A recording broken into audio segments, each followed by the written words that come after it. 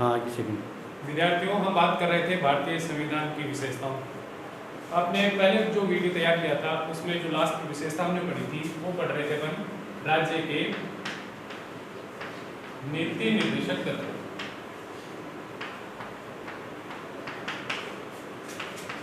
नीति निर्देशक तत्वों के बारे में पिछले वीडियो में भी आपको जानकारी दी गई थी कि ये जो नीति निर्देशक तत्व हैं वो सरकारों के लिए निर्देश दिए गए कि जो भी सरकार भारत में बनेगी वो सरकार अपनी नीतियां बनाते समय, अपने कानून बनाते समय इन निर्देशक तत्वों को ध्यान में रखेगी ताकि भारत में एक लोक कल्याणकारी राज्य की स्थापना हो सके, जिसके द्वारा लोगों का जो जीवन है उसको सुखमय बनाया जा सके, उनकी आवश्यकताएं हैं, उनकी जरूरतें हैं, उनको ध्यान में रखते हुए नीतियों का निर्माण किया जा सके। लोक कल्याणकारी राज्य की स्थापना हेतु हमारे संविधान में ये राज्य के नीति निर्देशक तत्व हैं, इनको अपनाया गया। नीति निर्देशक तत्व हैं वो आयरलैंड के संविधान से हमारे संविधान में शामिल किए गए। आयरलैंड का जो संविधान है उससे लिए गए। इन निर्देशक तत्वों को पूरा करने के लिए सरकार विभिन्न प्रकार की योजनाएं हैं वो लागू करती है ताकि उन योजनाओं का लाभ समाज के हर सदस्य को मिल सके और वो अपने जीवन को अधिक सुखदायी, सुखमय बना सके।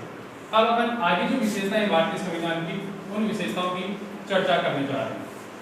आगे अपने पास जो विशेषता आई है उस विशेषता का नाम है समाजवादी राज्य।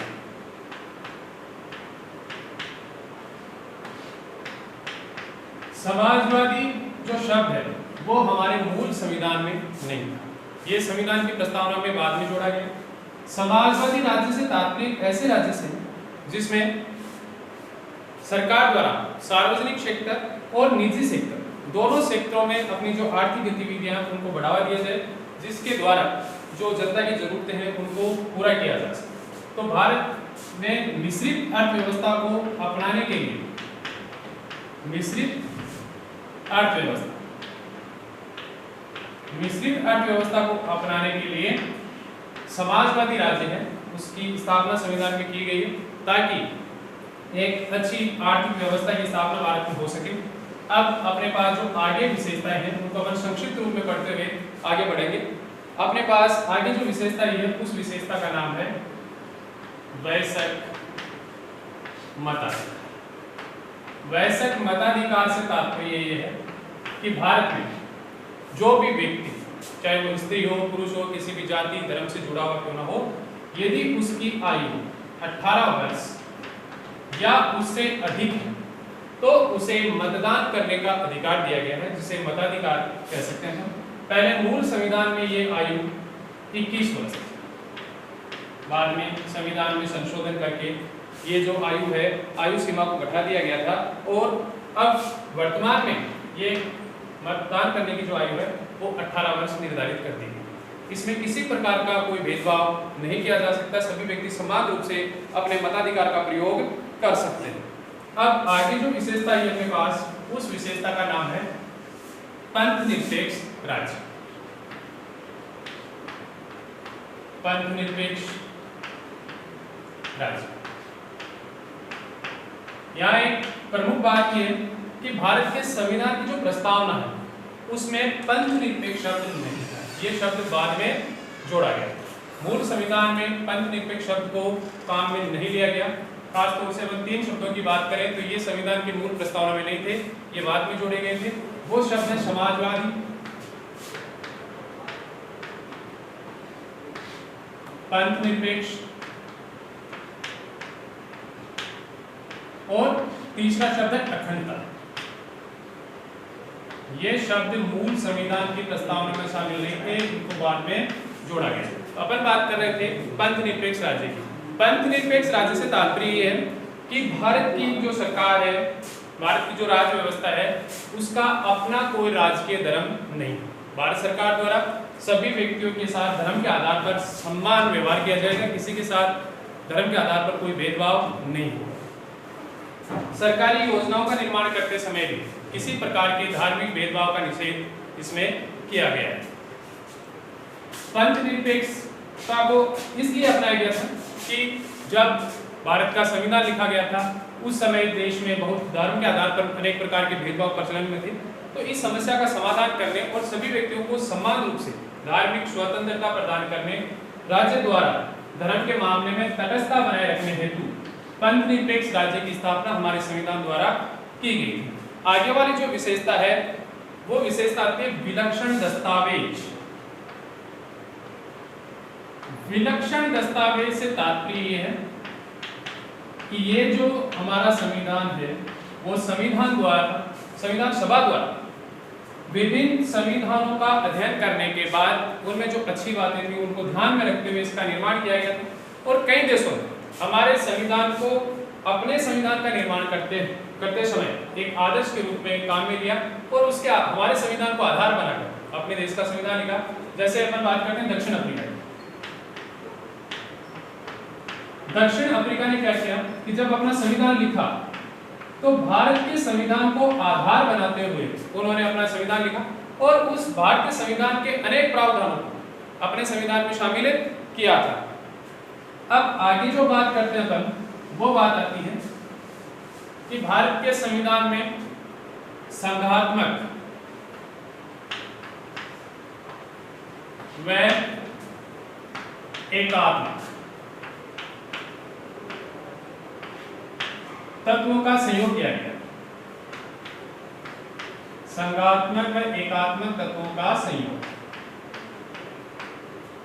इसका तात्पर्य है कि भारत का संविधान में अधिकतर लक्षण है वो हमें संघात्मक देखने को मिलते हैं, तो कई तत्व ऐसे भी हैं जो एकात्मक तत्वों की ओर हमारा ध्यान आकर्षित करते हैं। जैसे अपन बात करते हैं संघ सूची। संघ सूची है उसमें जो विषय जितने दिए गए हैं उन विषयों पर कानून बनाने की जिम्मेदारी है वो केंद्र सरकार की। केंद्र सरकार के पास प्रमुख विषय दिए गए हैं और ये व्यवस्था इसलिए अपनाई गई ताकि पूरे देश में एकता स्थापित हो सके। अलग अलग राज्य सरकारें हैं वो केंद्र सरकार के नियंत्रण में रहते हुए केंद्र सरकार की जो नीतियां उनको ध्यान में रखते हुए अपनी नीतियों का निर्माण करें। साथ ही यदि अपन बात करें राज्य सूची, तो राज्य सूची में जो विषय दिए गए हैं उन पर कानून बनाने की जिम्मेदारी है वो राज्य सरकार के पास। लेकिन यहाँ एक ध्यान देने वाली बात है कि एक तो अवशिष्ट शक्तियां हैं वो केंद्र सरकार के पास। साथ ही समवर्ती सूची में जो विषय दिए गए हैं उन विषयों पर केंद्र सरकार भी कानून बना सकती है और राज्य सरकार भी कानून बना सकती है। लेकिन यदि उन दोनों में किसी प्रकार का विवाद उत्पन्न होता है तो केंद्र सरकार द्वारा बनाया गया कानून ही मान्य होगा। इसके अलावा आपातकाल में केंद्र सरकार है वो राज्यों पर प्रभावी हो जाती है। जैसे अनुच्छेद अपन बात करते हैं 352, 356 और 307, ये तीनों आपातकालीन उपबंध हैं। आपातकालीन उपबंध, इनके द्वारा भी केंद्र सरकार है वो राज्यों से ज्यादा शक्तिशाली बन जाती है। संविधान का जो अनुच्छेद 1 है, अनुच्छेद 1 में साफ कहा गया है कि भारत एक राज्यों का एकक होगा। सामान्य रूप से अपन कह सकते हैं कि भारत राज्यों का क्या होगा, संघ होगा। राज्यों का संघ होगा। मोबाइल चार्जिंग इस तरीके से पूरे देश के लिए एक ही प्रकार के संविधान की व्यवस्था की गई, एक जैसे कानून है और सभी राज्य केंद्र सरकार के नियंत्रण में रहते हुए उन अपनी नीतियों का संचालन करते हैं। साथ ही राज्यों को भी स्वायत्तता प्रदान की गई, राज्यों को भी स्वायत्तता दी गई ताकि राज्य भी अपनी नीतियों का संचालन अपनी आवश्यकताओं के अनुसार करते हैं। उनमें राज्य केंद्र द्वारा किसी प्रकार का हस्तक्षेप नहीं किया जाए। तो इन दोनों तत्वों को हमारे संविधान में शामिल किया गया है। दोनों के लक्षण हमें देखने को मिलते हैं। इसके कारण हम कह सकते हैं कि भारत का संविधान है उसमें एकात्मक और संघात्मक दोनों प्रकार के तत्व हैं उनको शामिल किया गया है।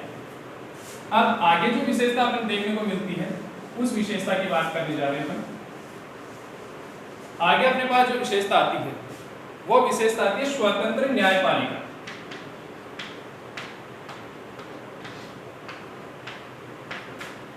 स्वतंत्र न्यायपालिका यानी आपने पिछले क्लासों में भी पढ़ा है कि सरकार के 3 अंग होते हैं, जैसे कार्यपालिका, तो पहले व्यवस्थापिका लेते हैं, व्यवस्थापिका, कार्यपालिका और न्यायपालिका। इन तीनों का अपना अपना कार्य है। जैसे व्यवस्थापिका कानून बनाने का काम करती है, कार्यपालिका उन कानूनों को अधिनियमित करने का काम करती है, उनको लागू करने का काम करती है, और तीसरी जो संस्था है जिसका नाम है न्यायपालिका, वो व्यवस्थापिका द्वारा बनाए गए और कार्यपालिका द्वारा लागू किए गए कानूनों की रक्षा का जो उत्तरदायित्व है वो न्यायपालिका को दिया गया।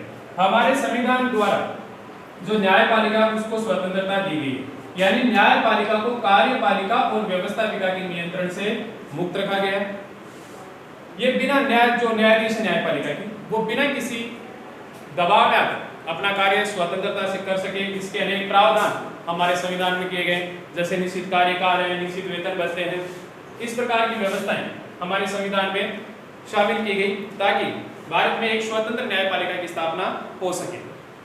इसके अलावा अनुच्छेद 32 यदि अपन बात करें तो न्यायपालिका क्या कर सकती है कि व्यवस्थापिका द्वारा बनाए गए कानून और कार्यपालिका द्वारा लागू किए गए कानून यदि मूल अधिकारों का हनन करते हैं, मूल अधिकारों का हनन करते हैं, तो अनुच्छेद 32 के अंतर्गत न्यायपालिका को अधिकार दिया गया है कि वह उन कानूनों द्वारा जनता की रक्षा करने हेतु 5 प्रकार की लेख जारी कर सकती है। 5 लेख जारी कर सकती है जिन्हें रीट कहा जाता है।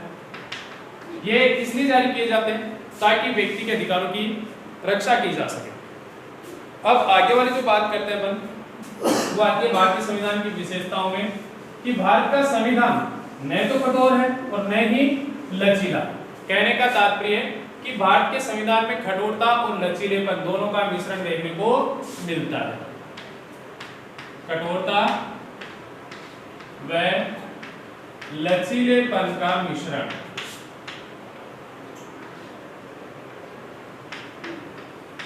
इससे तात्पर्य यह है कि न तो भारत के संविधान में संशोधन करना इतना सरल है और न ही इतना कठिन।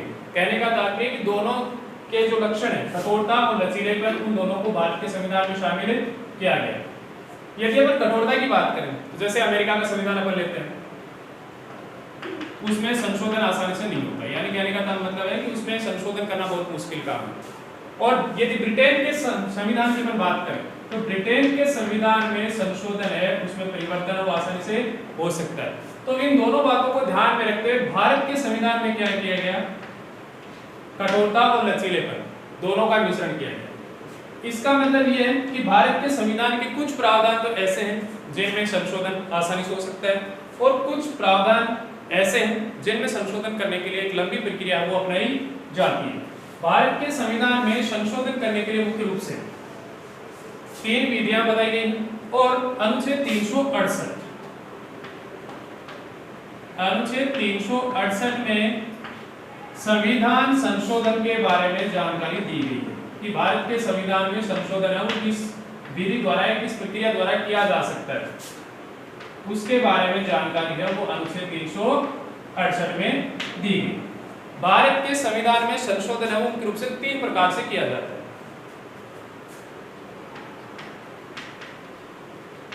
संशोधन की विधि की बात करें तो मुख्य रूप से 3 प्रकार से हमारे देश के संविधान में संशोधन होता है।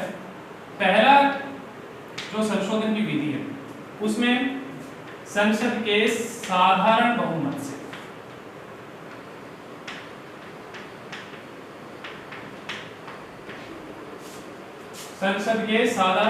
संशोधन हो सकता है। इसका मतलब यह है कि संसद के दोनों सदन, कहने का मतलब लोकसभा और राज्यसभा, दोनों के उपस्थित और मतदान में भाग लेने वाले सदस्यों के साधारण बहुमत से संविधान में संशोधन किया जा सकता है। जैसे किसी नए राज्य का निर्माण करना हो, किसी राज्य की सीमा परिवर्तन करना हो, किसी राज्य में ये जो विधान परिषद है इसकी स्थापना करनी हो या विधान परिषद की समाप्ति करनी हो, तो इस विषय में संसद अपने साधारण बहुमत से संशोधन कर सकती है। दूसरी जो विधि है उसमें यह बताया गया है कि संसद के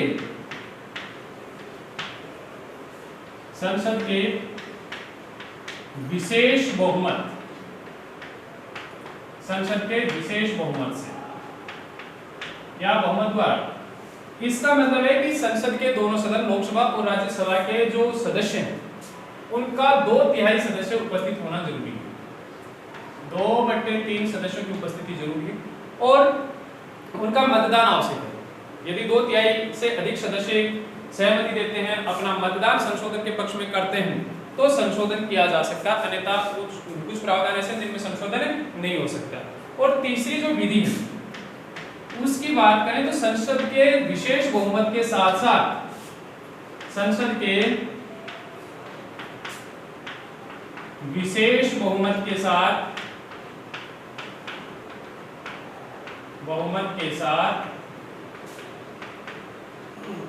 आधे से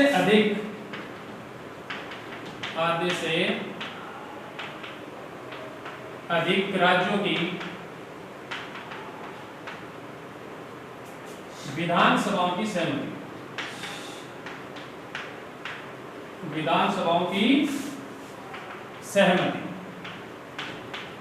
इससे तात्पर्य कि संविधान के कुछ प्रावधान इतने कठोर हैं, जैसे राष्ट्रपति की निर्वाचन विधि, तो उसमें संशोधन करना इतना आसान नहीं है। उसमें संशोधन करने के लिए संसद के विशेष बहुमत यानी संसद के मतदान में भाग लेने वाले और उपस्थित जितने सदस्य उनके 2/3 सदस्य, सदन के दोनों सदनों की कुल सदस्य संख्या के 2/3 बहुमत से यदि वह प्रस्ताव पारित होता है और उसके बाद भारत के आधे से अधिक राज्यों की विधानसभा यदि उसका अनुमोदन करती है, उसको स्वीकृति देती है, तो ही उन प्रावधानों में संशोधन किया जा सकता, अन्यथा संशोधन नहीं हो सकता। तो इस प्रकार से इन 3 विधियों द्वारा भारत के संविधान में संशोधन किया जाता है। संशोधन करने की जो विधि है वह अनुच्छेद 368 में बताई गई है। इसी कारण से अपन कह सकते हैं कि भारत का संविधान है वो न तो ज्यादा कठोर है और नहीं ज्यादा लचीला। कहने का मतलब दोनों के लक्षण उसमें देखने को मिलते हैं। अब बात करते हैं अपन आगे वाली विशेषता। आगे जो विशेषता भारत के संविधान की है वो विशेषता है न्यायिक पुनरावलोकन। न्यायिक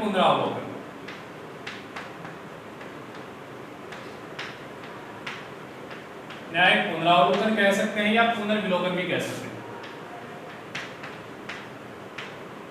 न्यायिक पुनरावलोकन से तात्पर्य यह है कि संसद द्वारा या किसी राज्य विधानसभा द्वारा बनाया गया कोई कानून यदि संविधान का उल्लंघन करता है, मौलिक अधिकारों को सीमित करने का प्रयास करता है, तो न्यायपालिका उस कानून की जांच संविधान के आधार पर उसकी जांच कर सकती है, उस कानून को अवैध घोषित भी कर सकती है और उस कानून पर रोक भी लगा सकती है।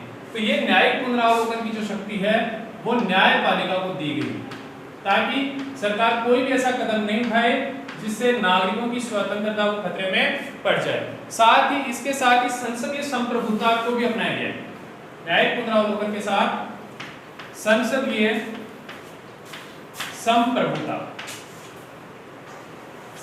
संप्रभुता से तात्पर्य कि भारत की जो संसद है वो भारत की सर्वोच्च कानून निर्मात्री संस्था है और इसके द्वारा बनाया गया कानून पूरे देश में लागू होगा। पहले जम्मू कश्मीर के संबंध में ये प्रावधान था कि जम्मू कश्मीर की विधानसभा यदि स्वीकृति देगी तो ही वो कानून लागू हो सकता है, लेकिन अब ऐसा प्रावधान नहीं है क्योंकि वहां पर धारा 370 जो अनुच्छेद 370 है उसको अब समाप्त कर दिया गया। अब पूरे देश में संसद सर्वोच्च और संसद द्वारा बनाया गया कानून पूरे देश में लागू होता है। लेकिन वो कानून यदि संविधान का उल्लंघन करे, अधिकारों को सीमित करने का प्रयास करे, तो न्यायपालिका उस कानून की या संसद के द्वारा किए गए किसी भी कार्य को न्यायिक पुनरावलोकन के अंतर्गत उसकी जांच पड़ताल कर सकती है और उस कानून को अवैध घोषित कर सकती है। आगे अपन बात करते हैं कि भारत का जो संविधान है वो विश्व शांति का समर्थन। भारत का संविधान में अनुच्छेद 51 में इसके संबंध में प्रावधान किया गया। विश्व शांति का समर्थक, इसके संबंध में अनुच्छेद 51 है वो नीति निर्देशक तत्वों के अंतर्गत शामिल किया गया और इसमें प्रावधान किया गया कि भारत न तो किसी दूसरे देश पर आक्रमण करेगा, न ही उस पर किसी प्रकार का अतिक्रमण करेगा और न ही किसी दूसरे देश द्वारा किए गए आक्रमण को सहन करेगा। भारत हमेशा वसुधैव कुटुंबकम की भावना यानी पूरा विश्व परिवार है, इसी भावना को ध्यान में रखते हुए अपनी कार्य योजना बनाने और इसी के अनुसार भारत के संविधान निर्माताओं ने विश्व शांति को ध्यान में रखते हुए भारत के संविधान में अनुच्छेद 51 जोड़ते हुए विश्व शांति की स्थापना हेतु अपना प्रयास किया था। और यह भी आपको ध्यान रखना है कि भारत की विदेश नीति के संचालन से संबंधित अनुच्छेद कौन सा है, तो वो अनुच्छेद है 51। भारत विदेशों के साथ अपने संबंधों का संचालन करते समय नीति निर्देशक तत्वों में दिए गए अनुच्छेद 51 को ध्यान में रखते हुए अपनी नीतियां बनाएगा और विश्व शांति की ओर अग्रसर होगा। तो ये प्रमुख विशेषताएं हमने पढ़ी। इसकी पीडीएफ आपको नोट्स के रूप में मिल जाएगी, जहां से आप अपनी नोटबुक में इसको कंप्लीट करेंगे। धन्यवाद।